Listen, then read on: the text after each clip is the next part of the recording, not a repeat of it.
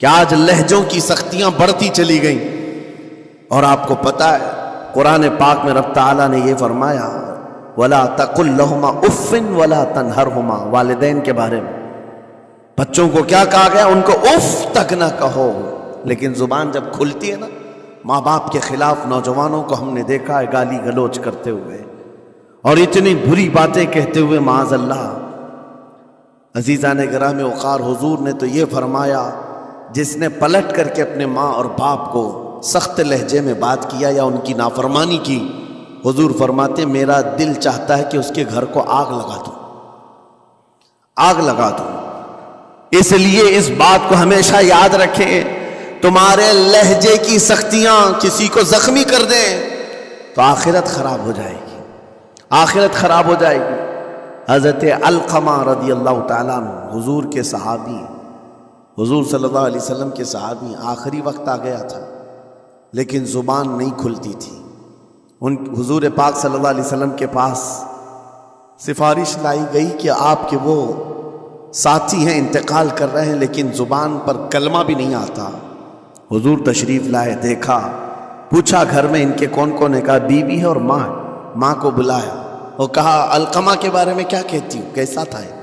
کہا بہت اچھا، پرہیزگار، عبادت گزار، ساری نیکوکاریاں اس کے اندر ہیں.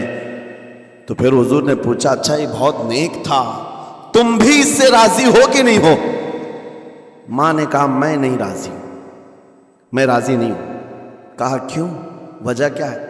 کہا یا رسول اللہ میرا اکلوتا بیٹا، میرا تنہا بیٹا تھا، بڑی محبتوں کے ساتھ اس کو پالا تھا، اور جب میں نے اس کی شادی کی اپنی بیوی کو لایا اور جب بیوی گھر پر آ گئی تو میری بات کو ہلکے میں لیتا، اپنی بیوی کی بات کو فوقیت دیتا، ترجیح دیتا.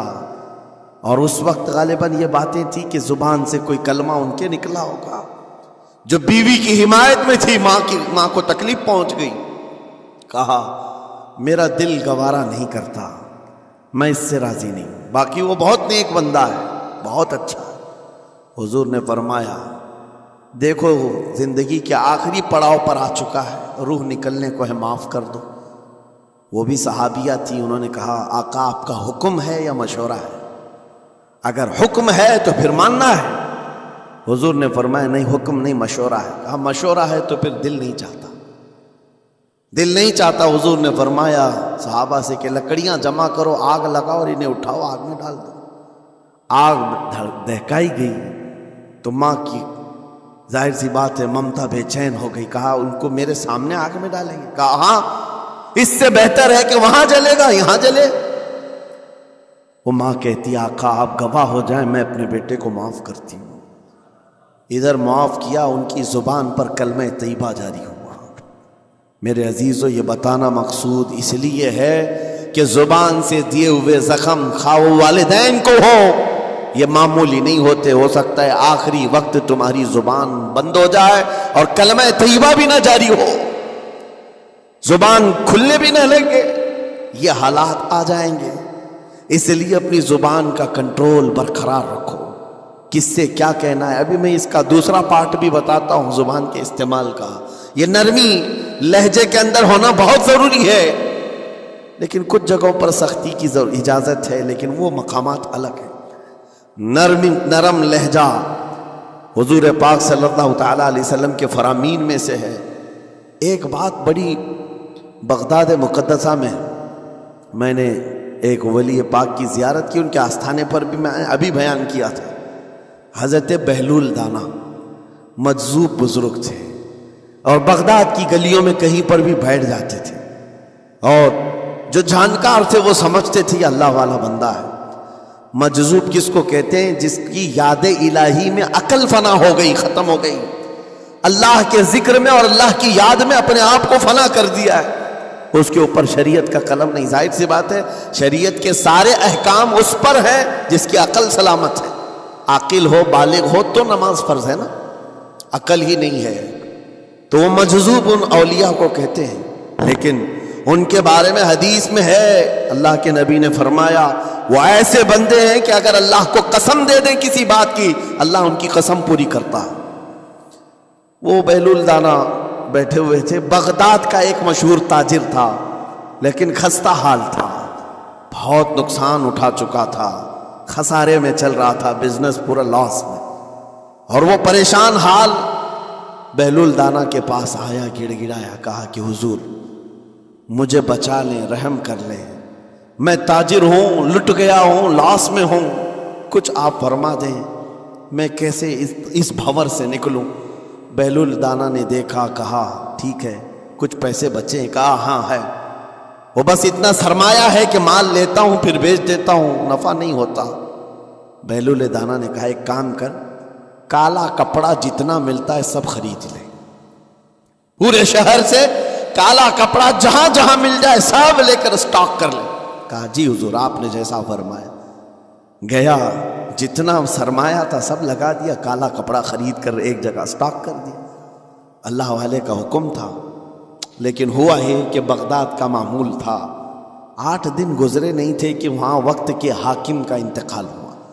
اور جب حاکم کا انتقال ہوتا تو شہر کے جتنے بڑے لوگ ہوتے, رئیس لوگ, وہ اس کے سوگ میں, اس کے غم میں کالا کپڑا پہنتے تھے. اور کالا کپڑا سوائے اس تاجر کے کسی کے پاس نہیں تھا. اور سارے بڑے لوگ پیسوں سے اس کے پاس کالا کپڑا خریدنے آئے. یہ منہ بولے قیمت پر, جیسے تیسے جتنی قیمت پر بولے سب خرید کر لے جاتے. اور پل بھر میں, ایک دن کے اندر وہ بہت بڑا کروڑ پتی بن گئے, بہت مال آ گیا. یہ بات یاد رکھیں, اللہ مال دیتا ہے, اس کے بعد پھر آزمائش بھی ہوتی. مال اتنا آ گیا, اب لے کر کے مستیاں تھیں. چند دن گزرے, ظاہر سی بات ہے مال کو بڑھانے کی تمنا ہر ایک کی ہوتی ہے. کوئی یہاں پر اینڈ کرنے والا نہیں ہے دنیا میں, چاہے اس کا بزنس اربوں پر بھی پہنچ جائے, اسے آگے پہنچنا ہے. چند دن گزرے تھے, 8-10 دن, پھر آیا حضرت بہلول دانا کو ڈھونڈتے ہوئے. ایک جگہ میدان میں یہ منصوب بزرگ بیٹھے مل گئے. آیا اور کہا او دیوانے بتا اب کیا خریدوں, پیسہ بہت ہے ابھی میرے پاس, بتا دیوانے اب کیا خریدوں. انہوں نے دیکھا, کہا کہ لہجہ تو بدلا ہوا ہے, پیسہ بہت زیادہ تھا. کہا کہ ٹھیک ہے کوئی بات نہیں, اللہ والوں کو ان سب چیزوں سے کوئی لینا دینا نہیں. آپ نے کہا مال جتنا ہے تیرے پاس سب لے کر کے خربوز خرید لے, تربوز خرید لے, جس کو کلنگڑ کہتے, تربوز پورے خرید لے. اس نے کروڑوں کی جائیداد پورے تربوزوں میں لگا دی, سب تربوز خرید کر سٹاک کر دیا ایک جگہ. اور اس کے گمان میں یہی تھا کہ چند دن گزریں گے, کوئی ایسا ہی حادثہ ہوگا جب تربوز منہ مانگی قیمت پہ لوگ خریدیں گے اور میں بیچوں گا. پورا مال تربوز میں لگایا. 2 دن 4 دن 6 دن 8 دن گزرے, کوئی حادثہ نہیں. ادھر تو تربوز سڑنے لگ گئے, وہ تو زیادہ دن سٹاک نہیں کیے جا سکتے, سڑن شروع ہو گئی. پھر تھوڑے دنوں کے بعد پورے کے پورے سڑ گئے. کروڑوں کا مال تربوز میں سڑ کے چلا گیا. وہ بیچ بھی نہیں سکا, کچھ نہیں کر سکا. واپس چیختا چلاتا اسی حالت میں آیا, پہلے سے بھی زیادہ بدتر حالت میں میں آ گیا ہوں. دوڑتے ہوئے آیا, حضرت بہلول دانا کو ڈھونڈتے ہوئے. کہاں ہیں وہ؟ اسی جگہ بیٹھے ہوئے مٹی میں بیٹھے رہتے تھے. قریب آیا اور کہنے لگا کہ آپ نے میرے ساتھ ایسا کیوں کیا بہلول؟ بہلول دانا نے کہا کیا ہوا؟ کہا میں تو لٹ گیا, تربوز میں پیسے لگائے آپ کی وجہ سے اور پورے سڑ گئے. بہلول دانا نے کہا میں نے تو کچھ نہیں کیا, پہلے تو تجھے نفع ملا تھا وہ تیرے لہجے کی وجہ سے, اب خسارہ ہوا ہے تیرے لہجے کی وجہ سے. پہلے جو آیا تھا بات کرنے کے لیے اس وقت تیری تمیز الگ تھی, تیری تہذیب الگ تھی, اخلاق الگ تھی. گڑ گڑا کر کہا تھا کہ میں لٹ گیا ہوں, آپ رحم کر دیں. دوسری بار آ کر کے کیا کہا؟ وہ دیوانے بتا کیا خریدوں. لہجہ بدل گیا تو پوری حیثیت بدل گئی.